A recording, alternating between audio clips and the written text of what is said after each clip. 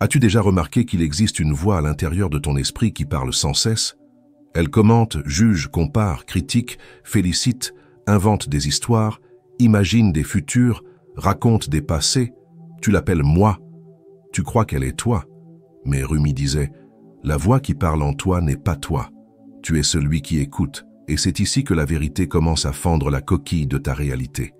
La plus grande illusion de ta vie a été de croire que ton identité est cette voix, alors qu'en réalité, elle n'est qu'un écho, une ombre produite par les conditionnements collectifs, les mémoires émotionnelles et les récits que tu as hérités. La véritable conscience, le vrai moi, est silencieux, il observe, il témoigne. Et lorsque tu découvres ce silence qui observe, quelque chose d'incroyable se produit. Ton âme commence à rentrer chez elle. Écris dans les commentaires « Je suis celui qui observe ». Et si tu sens que tes pas s'alignent sur ce chemin, deviens membre de la chaîne pour marcher encore plus profondément dans ce jardin intérieur. Ferme les yeux un instant et remarque simplement « Il y a une voix qui parle à l'intérieur. Maintenant, peut-être qu'elle dit quelque chose sur ce que je viens de dire. Peut-être qu'elle essaie de comprendre, ou de rejeter, ou d'approuver. Mais observe, si tu peux voir la voix, si tu peux l'apercevoir en train de parler, alors tu ne peux pas être elle. Car ce que tu peux observer ne peut pas être toi. Tu es l'observateur, tu es la conscience silencieuse derrière la pensée. Rumi appelait cet état l'ami intérieur. Il disait que lorsque tu te tais suffisamment, lorsque tu plonges dans le silence entre deux pensées, c'est là que tu trouves ton véritable être. Dans le soufisme, il existe une pratique appelée muraqaba, qui signifie veiller sur le cœur. Il ne s'agit pas de contrôler les pensées. Il ne s'agit pas de lutter contre l'esprit. Il s'agit de témoigner. Il s'agit de reposer ton être dans la pure observation, comme quelqu'un assis au bord d'un lac au crépuscule, laissant l'eau s'apaiser jusqu'à devenir miroir. L'esprit est comme cette eau, la voix est comme le vent qui la trouble. Le vrai moi est le lac dans sa profondeur, immobile, infini. Quand tu découvres ce lac, la vie change sans effort, parce que tu cesses de t'identifier aux peurs, aux désirs, aux mémoires, aux attentes. Tu commences à habiter la réalité de l'instant, là où Dieu respire en toi. Et voici le point le plus subtil et le plus transformateur. La voix que tu appelles « moi » ne veut pas disparaître. Elle se sent menacée quand tu commences à voir au-delà d'elle. Alors, elle crée des distractions. Elle invente des urgences. Elle essaie de te ramener vers le bruit. Rumi disait que c'est comme le papillon de nuit qui insiste pour voler dans la flamme. Il ne comprend pas que ce n'est pas lui qui contrôle, c'est le feu qui l'appelle. La voix mentale veut te maintenir dans le connu, dans le répété, dans la douleur, parce que cela lui donne un sentiment d'identité. Et le chemin du soufisme consiste à dissoudre cette identité pour révéler le moi qui est éternel, silencieux, lumineux comme la lune, reflété dans un puits profond. Imagine maintenant que tu es assis en silence. La voix commence à dire « Ce n'est pas pour moi ». Observe. La voix dit « Est-ce que cela a un sens ?» Observe. La voix dit « J'ai déjà essayé, mais je n'ai pas réussi à changer ». Observe simplement. Tu ne réponds pas, tu ne débats pas, tu ne luttes pas, tu regardes. Et en regardant, tu commences à remarquer que cette voix parle comme si elle avait des certitudes absolues, mais elle ne t'a jamais conduit à un véritable état de paix. Tu perçois qu'elle cherche toujours à te sauver de quelque chose qui n'existe pas, rappelant des douleurs passées, créant des peurs futures, t'empêchant de vivre le présent. Le seul lieu où Dieu est. Rumi disait que le silence n'est pas l'absence de son, mais la présence de l'être. Lorsque le chercheur commence à percevoir l'observateur intérieur, la vie prend une autre texture. Les couleurs deviennent plus vives. Le temps ralentit. La respiration devient plus douce. Tu commences à percevoir qu'il y a toujours eu un espace entre toi et tes pensées. Cet espace est ta liberté. Cet espace est ce qui te permet de choisir. Cet espace est la porte de la véritable spiritualité. Si tu sens que tu vis fatigué, ce n'est pas le corps qui est fatigué. C'est l'esprit qui parle sans arrêt. C'est la voix qui ne se tait jamais. C'est la sensation d'être toujours au milieu de 1000 dialogues intérieurs, portant des histoires que tu ne te souviens même plus d'avoir choisi de croire. Mais au moment où tu découvres l'observateur, quelque chose commence à se dissoudre avec douceur. Tu n'as pas besoin de lutter contre quoi que ce soit. Il suffit de reconnaître « je ne suis pas la voix ». Et lorsque cette phrase devient une expérience et non un concept, La vie commence à fleurir de l'intérieur. Et voici un enseignement secret des maîtres soufis. Le cœur ne peut entendre Dieu que lorsque l'esprit se tait. Non pas parce que Dieu est loin, mais parce que ton attention était occupée par des bruits qui n'étaient jamais les tiens. Rumi disait « Ta tâche n'est pas de chercher l'amour, mais simplement de trouver en toi les barrières que tu as construites contre lui. Ces barrières, c'est la voix. Quand elle perd son trône, l'amour divin apparaît comme le soleil qui a toujours été derrière les nuages. Respire, ressens, ne cherche pas à comprendre. Laisse simplement ces mots toucher le silence derrière ton front, au centre de ta respiration, à l'endroit où ta poitrine s'élargit. Il y a quelque chose en toi qui sait que c'est vrai, quelque chose de très ancien, quelque chose qui dormait, mais qui n'a jamais disparu. Tu n'écoutes pas cette vidéo par hasard. Tu as été appelé. Comme tout chercheur est appelé au moment exact où le jardin intérieur commence à fleurir. Et maintenant je te pose une question. Mais pas pour que tu y répondes avec ton esprit, plutôt avec ton silence intérieur. Si tu n'es pas la voix qui parle, qui es-tu? Observe maintenant quelque chose qui n'a peut-être jamais été vu avec autant de clarté. La voix intérieure ne se contente pas de parler, elle se répond à elle-même. Elle crée un acteur et une scène à l'intérieur de ta tête. Elle pose des questions et répond à ses propres questions.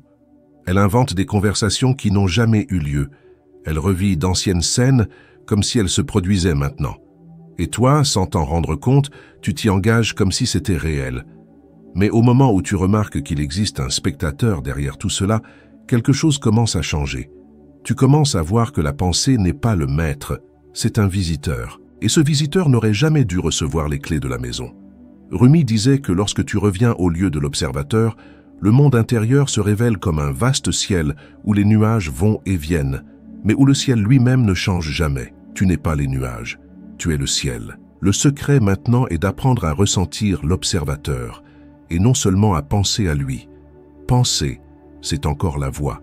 Ressentir, c'est différent. Ressentir, c'est devenir conscient de l'espace intérieur, du silence, du témoin. La pratique soufie la plus proche de cela s'appelle Hosh Dardam, ce qui signifie conscience dans la respiration. L'enseignement est simple. Pendant que tu respires, souviens-toi que tu respires. Pendant que tu penses, souviens-toi que tu penses. Non pas pour arrêter la pensée, mais pour voir la pensée. C'est comme allumer une lumière dans une pièce que tu croyais vide. Tu découvres qu'il y a toujours eu un point de conscience regardant tout. Ce point, c'est toi, pas la voix. Imagine que tu marches. Habituellement, tu ne remarques pas que tu marches. Tu marches simplement, pendant que l'esprit bavarde. Mais lorsque tu marches en conscience de chaque pas, quelque chose d'étrange se produit. Le corps paraît plus léger, le mouvement plus fluide et le mental baisse le volume. Cela révèle une vérité simple. Quand tu es présent, la voix s'affaiblit, car elle n'existe que dans l'absence de conscience. La voix vit de l'automatisme, la présence dissout l'automatisme. C'est pourquoi Rumi disait que l'éveil n'est pas une conquête, mais le défait du souvenir de ton véritable lieu. Observe maintenant la voix avec une honnêteté radicale. Elle a un rythme accéléré, elle parle vite, elle change de sujet, elle crée des scénarios hypothétiques, elle te juge, puis essaie de te consoler, elle te félicite, puis te sabote, elle te promet un avenir brillant, puis te rappelle tes échecs. Elle dit que tu commenceras une nouvelle vie demain, et demain, elle dit que ce n'est pas le bon jour. Remarque que cette voix ne t'a jamais apporté de paix réelle, jamais. Elle est agitée par nature. Et voici le point invisible. Tu n'as jamais demandé qu'elle existe. Elle est apparue. Elle a été apprise. Elle n'est pas toi. C'est un programme, un écho culturel, émotionnel, ancestral. Le véritable moi est au-delà de ce mouvement. Dans le soufisme, il existe une très ancienne phrase. L'esprit parle. Le cœur sait. L'âme est. Si tu essaies de comprendre cela avec l'esprit, il tentera de le décoder. Mais si tu laisses cette phrase tomber au centre de ta poitrine, quelque chose s'ouvre. Le cœur ne pense pas, il perçoit.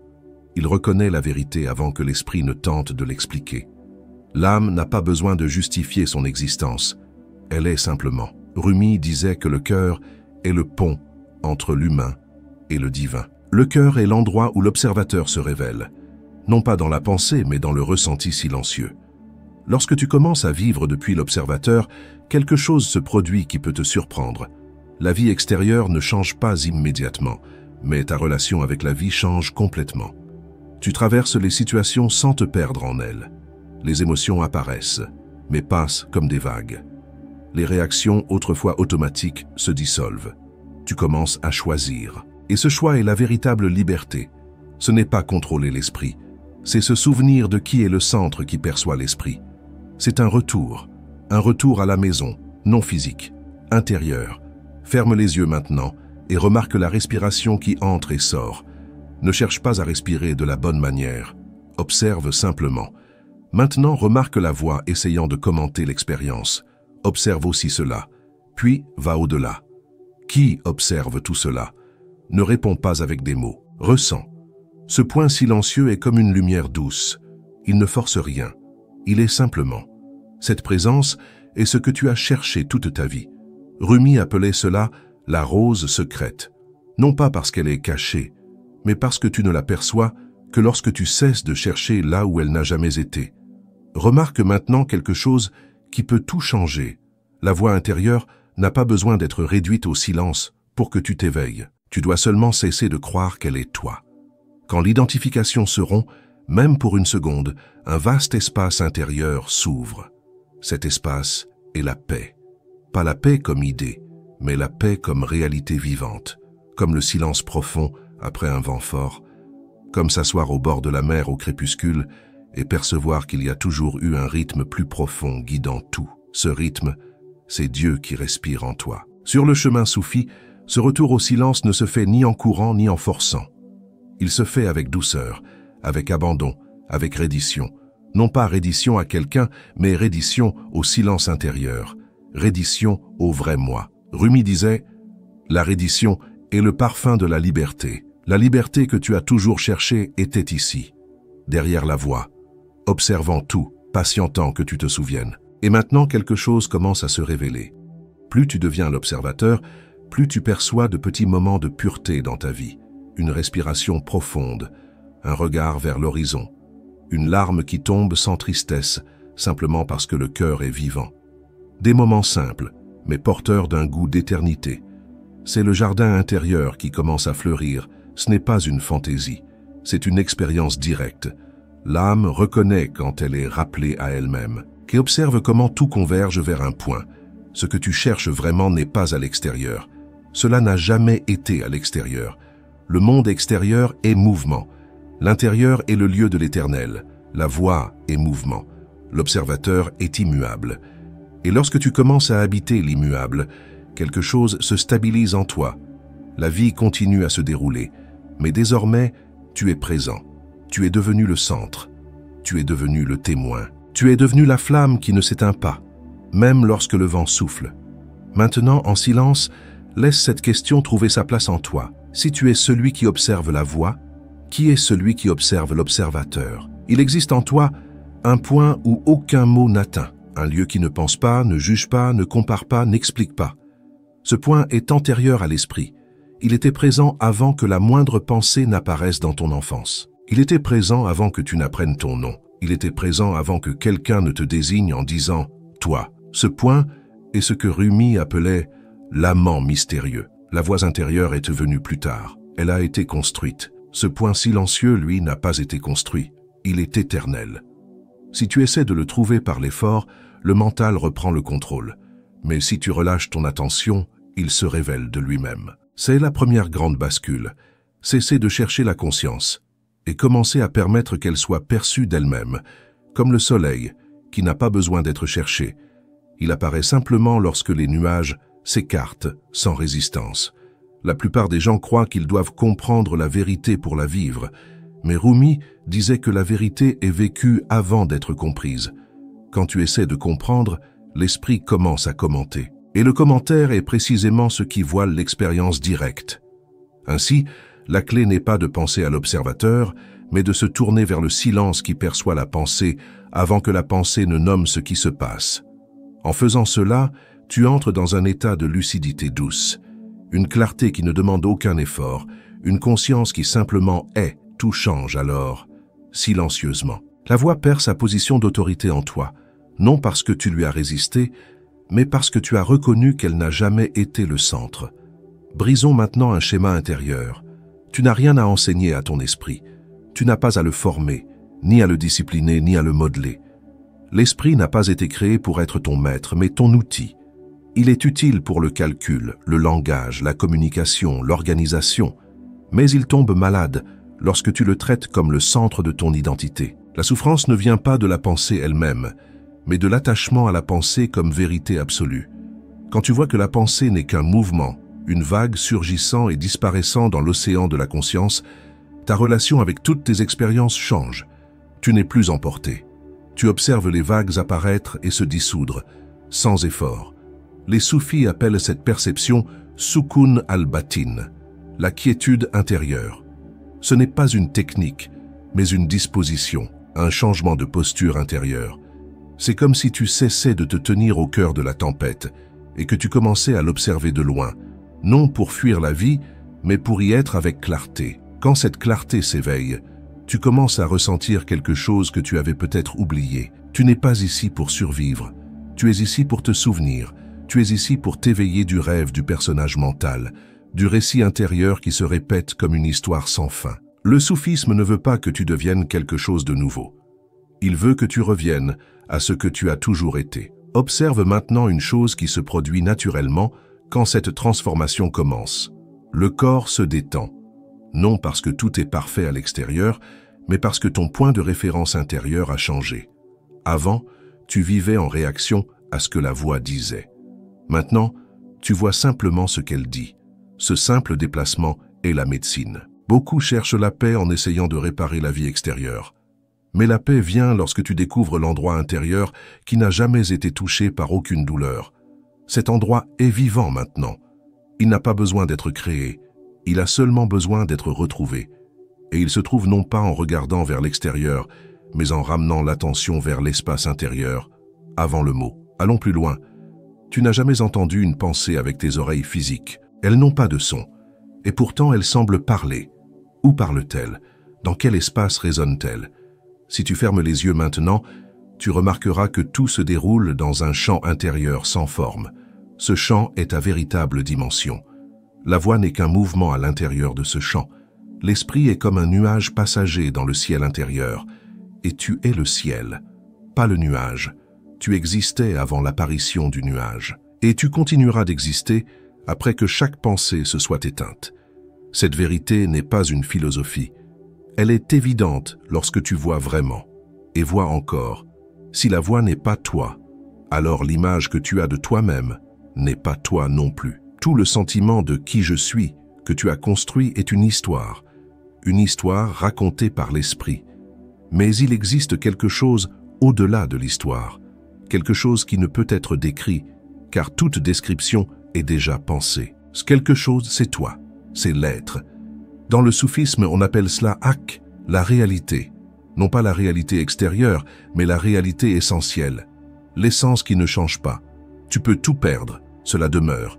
Tu peux oublier, cela continue d'observer. Tu peux tomber, cela reste intact. Observe comment cette compréhension transforme ta relation à la vie. Autrefois, tu voulais tout contrôler, tout organiser, tout retenir. Maintenant, tu vois qu'il n'est pas nécessaire de contrôler le flux. Tu deviens l'espace qui accueille. Cette attitude est légère, vivante, profonde. Ce n'est pas de la passivité, c'est de la présence. Rumi disait que lorsque le cœur devient le trône de l'être, la vie commence à se mouvoir à travers toi comme une danse. Tu ne forces pas, tu suis, tu ne pousses pas, tu écoutes, tu ne te confonds plus avec le mouvement. Tu deviens le silence d'où le mouvement naît. Allons encore plus loin. Il existe deux manières de regarder la vie. La première, à travers l'esprit qui cherche, compare et juge sans fin. La seconde, à travers la conscience pure, qui voit simplement, perçoit, reconnaît. Dans le premier mode, tu es emporté par le courant des pensées. Dans le second, tu es la rivière qui contient le courant. Et c'est ici que l'enseignement soufi devient vivant. L'illumination n'est pas de se débarrasser du mental, mais de laisser le mental trouver sa juste place au sein de quelque chose de plus vaste. Lorsque l'esprit cesse d'être le maître de la maison, il devient un allié silencieux, et la conscience devient le centre. Maintenant, doucement, reviens à la question que nous avions laissée ouverte. Si tu observes la voix et si tu observes l'observateur, alors qui es-tu? La réponse ne vient pas en mots. Elle vient comme présence, comme clarté, comme silence vivant, comme une reconnaissance sans effort. Tu ne trouves pas la réponse, tu es la réponse. Et c'est ici que nous commençons à entrer dans la prochaine couche du voyage. Si tu peux observer le personnage intérieur, alors qui écrit l'histoire de ton existence? Le silence qui autrefois semblait être solitude se révèle maintenant comme la chambre secrète où le bien-aimé parle sans parole. Il n'y a plus d'urgence. Le cœur a appris à marcher pieds nus sur l'invisible. La douleur qui blessait hier s'ouvre aujourd'hui comme une coupe, un calice d'un vin qui ne vient pas de la terre. Le désert n'était pas absence, il était préparation. Il était l'espace nécessaire pour que le parfum puisse arriver sans se confondre avec les distractions.